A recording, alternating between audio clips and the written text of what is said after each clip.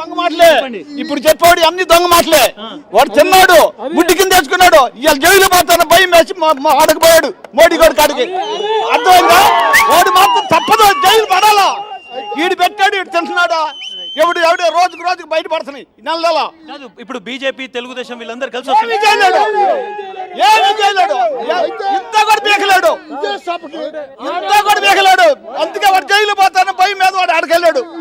చూడొచ్చు ఒక electrifying situation ఉంది. ప్రతి ఒక్కరు కూడా ఒకే మాట చెప్తున్నారు. నేను ఒకసారి వస్తున్నటువంటి వాళ్ళని చూపెడతాను, ప్లీజ్ ఒకసారి జరగండి. ఏ విధంగా లేడీస్ వస్తున్నారో ఒకసారి చూపెట్టేటువంటి ప్రయత్నం చేస్తాను.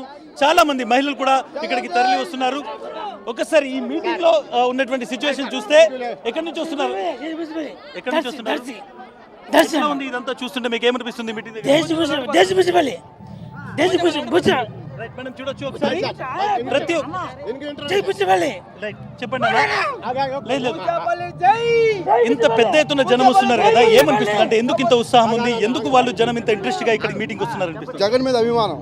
అంటే ఎందుకు జగన్ చేసిన పనులు కానీ, పథకాలు కానీ పేదలకు జగన్ గట్టిగా పట్టించుకున్న ఇది కానీ, చంద్రబాబు నాయుడు అంటే పేదలకు ఉండదు. జగన్ పెట్టిన పథకాలు కానీ, జగన్ అభిమానం వల్ల ఇట్లా వస్తున్నారు జనం జగన్ కోసం.